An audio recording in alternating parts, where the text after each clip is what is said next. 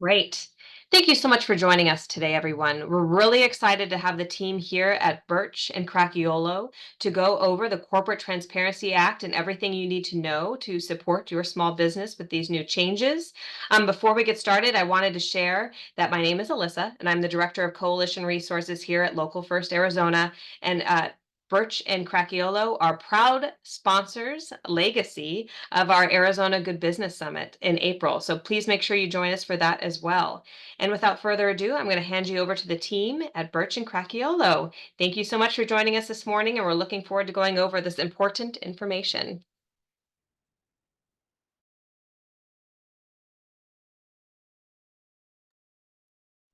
Thank you, Alyssa. My name is Amy Howland. Somehow we're going to figure out how to get Adrian and I into the screen as well. But I am an attorney at Birch and Cracchiolo. I've been here for 25 years. Adrian's been here for a little over a year. I need to correct Alyssa that I'm not going to tell you everything you need to know about this Corporate Transparency Act. Yesterday, I was at a webinar that handed out 262 pages of new information on it. So didn't have a chance last night to read all of that, but I'm going to tell you what I think you need to know to be in compliance or get yourself to being in a position to put yourself in compliance immediately. So you're going to see at the top of the screen that there's 31 pages to this, to our slideshow. Do not be alarmed. We're not going to go through each page one by one, but Alyssa, if you can move us to page 2, that would be great. So the CTA Act has actually been in effect for a number of years. It's just that the reporting requirements started January 1st of this year. So if you have a company being formed in 2024, but this year only, you will have 90 days in which to file this report with FinCen. Going forward, you will only have 30 days. If you have a company that's already in effect, you will have you will have until the end of this year to file the reports for those existing companies. One thing I wanted to show you or explain to you also what FinCen means. FinCen is a part of the Treasury Department, and it stands for the Financial Criminal Enforcement Network. So it is a network that's going to be open to enforcement agencies, banking agencies, state agencies going forward. That has not been rolled out yet. Right now, the focus is on getting the information into the system. At the bottom of the screen, you will see that there are a couple of references to the FinCen website. The slides that you're seeing today have been taken directly from that website, so it's not my interpretation of what is required. It is what's required by the government in the Reporting Act. I strongly suggest that you print the, they're called Small Business Guidelines. It is really well written for a government agency, and it is in English, and it will give you the steps to go through to determine whether you are a reporting company, whether you are a beneficial owner, or whether you are a company applicant. And we will talk about all three of those sections.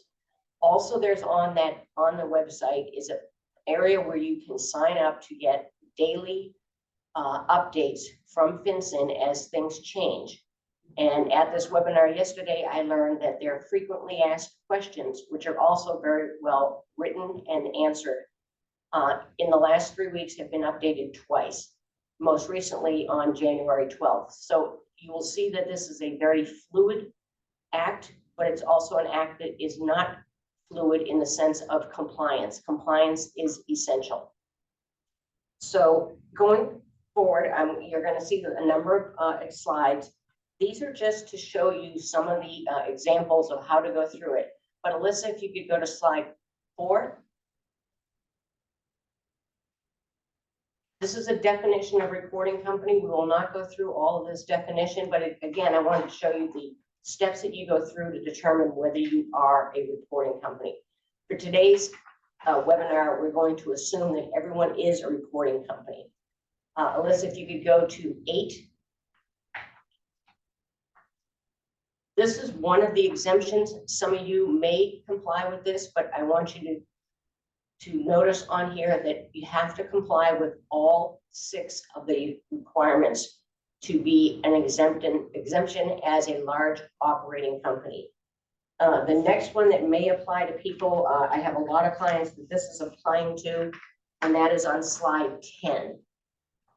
If you have companies that have not been used for a number of years, again, you must meet all 6 of the requirements, but it may be that you are an exempt entity. But as I said, for today, we're going to assume that all of you are a reporting company. So what does that mean for you? As a reporting company, you need to report to FinCen on their website only. This is not an area where you can fill out a form. You must do it at the FinCen website.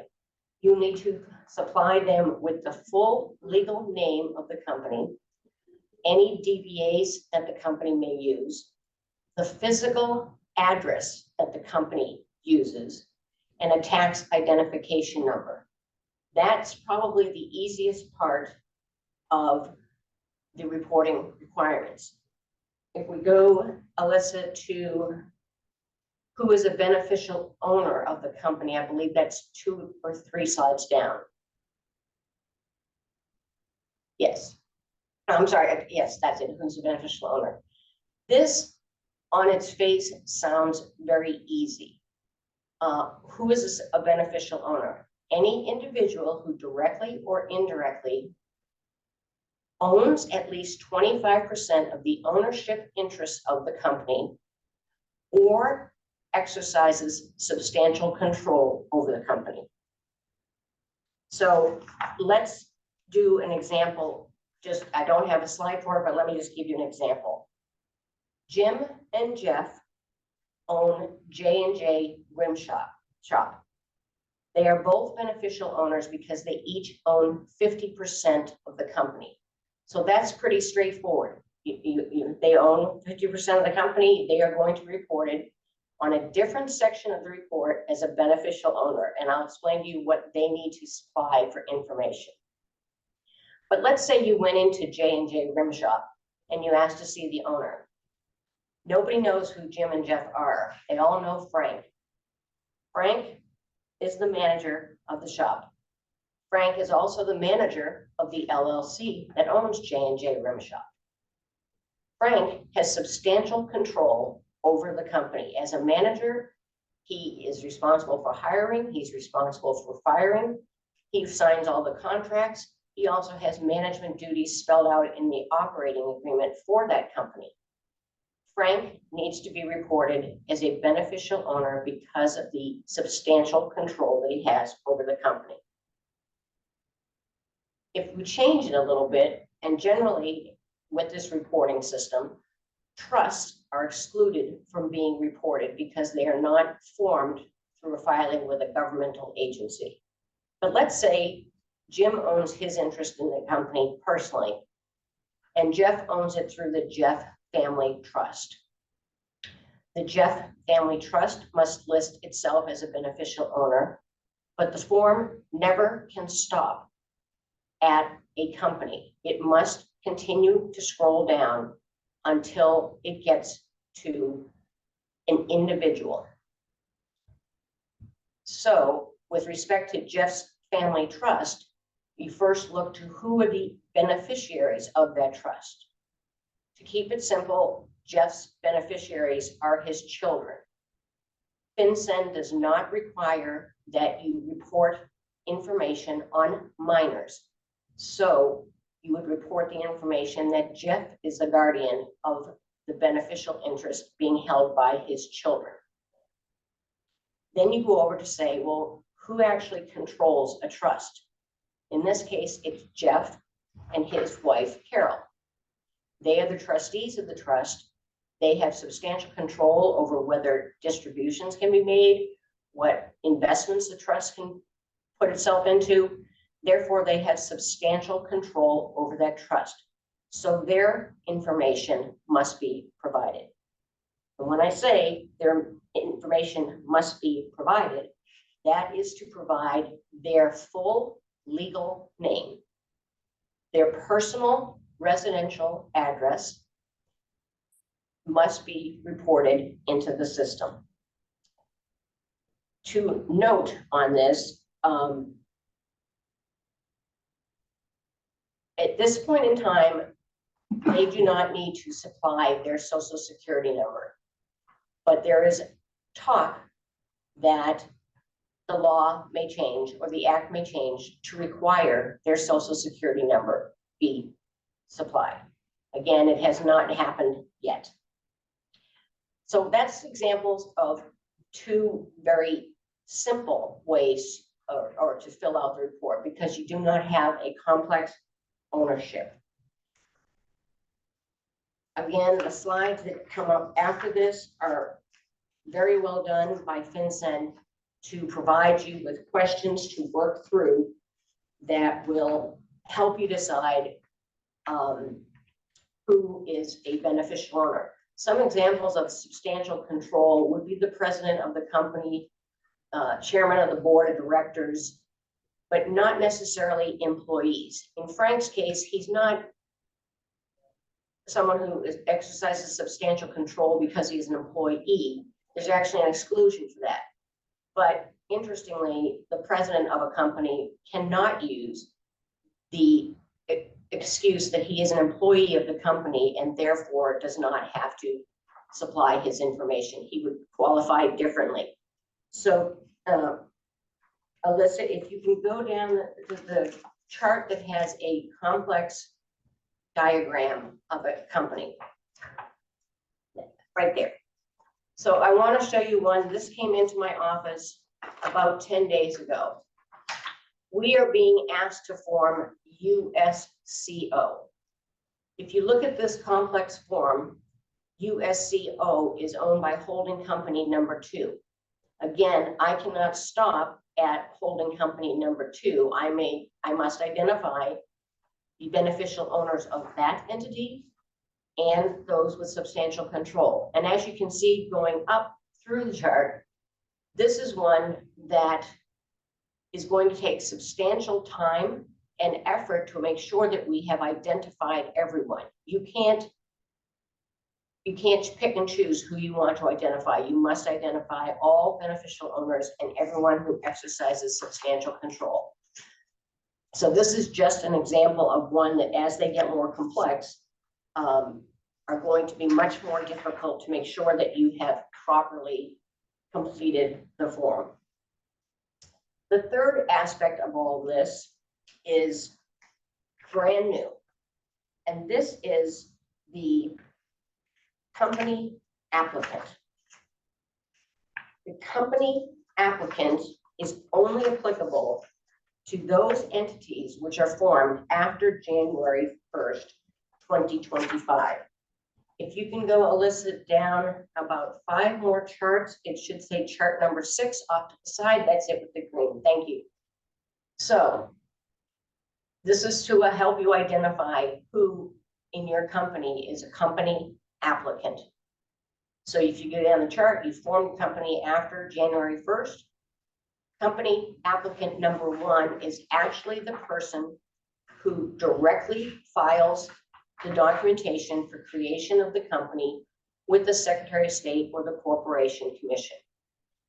If there's more than one person involved, then you have company applicant number 2. With respect to the reporting requirements, you only have to identify 2 company applicants. With respect to the beneficial owners, there is no limitation on how many applicants need to be disclosed, or how many beneficial owners need to be disclosed. So what does this mean? With the company applicant, they need to supply information very similar to what is required by or for the beneficial owners.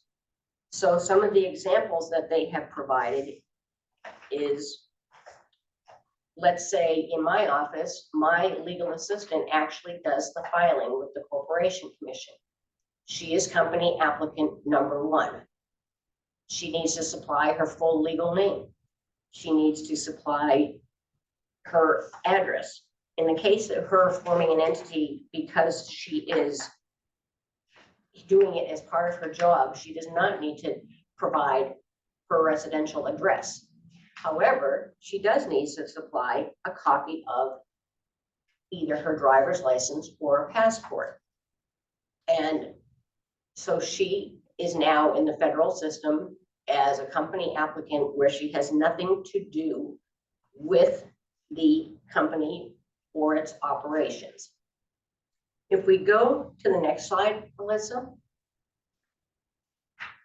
So this is a good chart. Again, this is all within the FinCen Small Business Guidebook, telling you what is required. And so you'll see, you cannot use a post office box as your principal place of address. If your principal place of business is not in the United States, you must supply one where they conduct business here in the United States. So, and then again, the taxpayer ID number, this is what's required for the reporting company. If you go to the next page, Melissa, you'll see that it's very similar of what is provided. And when they're talking about the unique identifying number, again, it's a copy of your passport, your state driver's license, some identification document that is issued by a state government, a local government, or a tribal tribe. One thing to note as we go through this, if you can go also, this is the same for the beneficial owner and the company applicant. One thing to note is that if any information changes, there are also deadlines on which you must file amendments. So if we go back to J&J Rim Shop, if Frank leaves the company, you must amend within 30 days, stating that Frank is no longer the manager, and you must provide, if there is a new manager, that information. If Jeff or his Jim move their physical residence, you must amend as beneficial owners that address. And as most of us think of this, when you're in the process of moving your utilities, you're moving your mail, you're changing the address with the post office, but most of us don't have our moving checklist to notify the federal government that we have moved. This is now a requirement if you are listed as a beneficial owner. There is differing opinions as to the company applicant. Since the beginning, most of us have understood that the company applicant also needed to update their information. Yesterday, there were a number of attorneys that were on this webinar that some were saying they thought it was a point in time reporting with the government. I haven't had time to read all the information that I received last night on this, but that has caused a concern here in our office as to protecting our employees that are only filing documents for us and not actually drafting them, if we are putting on them a lifetime obligation to report any changes in their personal life going forward. So that is something that I am following up on and trying to calm the fears of my employees that somehow they're in the federal government system for life. So again, I would follow up with the FinCen website to get updates, because this is something that I know. I wrote an email last night. There is a place for the frequently asked questions. I wrote an email last night seeking clarification on this. I also sought clarification about 10 days ago on inactive entities, because there is also some differing opinions about whether an inactive entity actually needs to file to prove that they're inactive. And so there's some differing opinions on that. So I would encourage you to, if you have questions, to submit them on the frequently asked questions. With respect to the minor children, this is also an area where if those minor children that are the beneficiaries of that trust become adults, they are now required to report their personal information into this system. So these are things, again, to keep in mind, that also if you get a new driver's license, if you get a new passport, those must be updated in the FinCen system within 30 days of the change.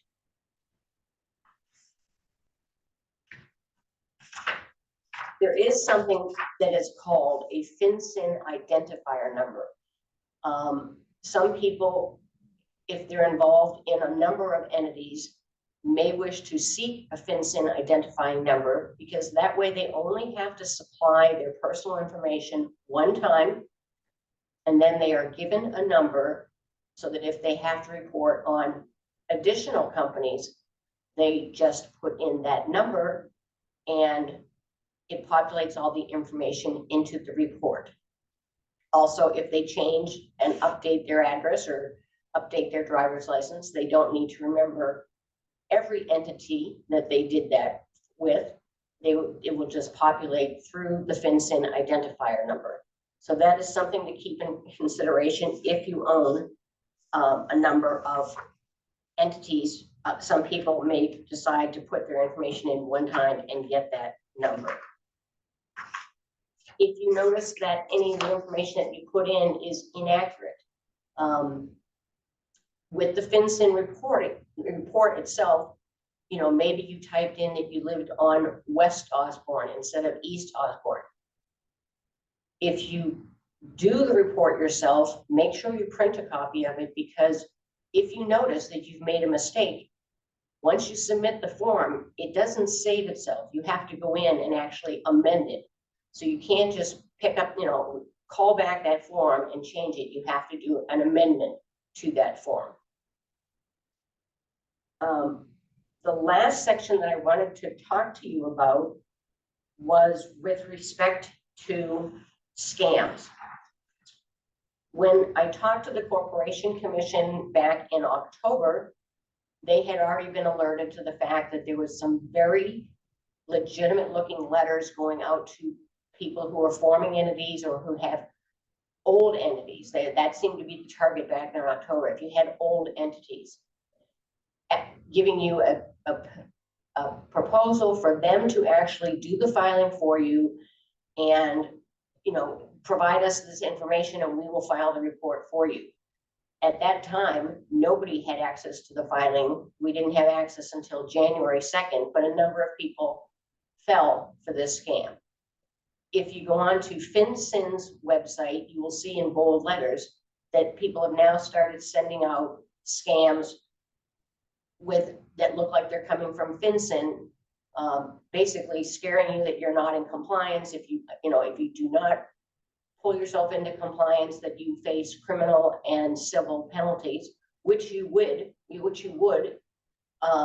But these letters are not coming from FinCen. So and then one that we learned about yesterday was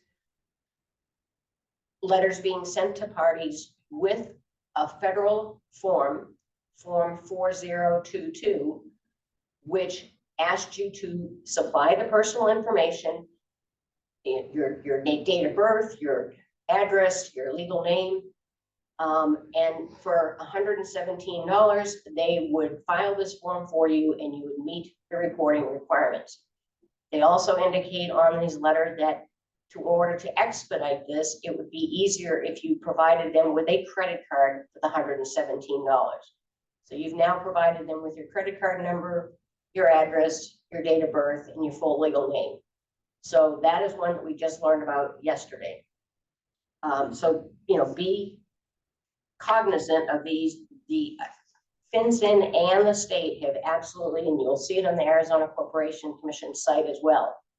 They do not and will not send out letters telling you that you are not in compliance. They will not send out letters telling you, don't forget, you have to do this report by December 31st or within 90 days. So anything that you see coming to you like that is most likely a scam.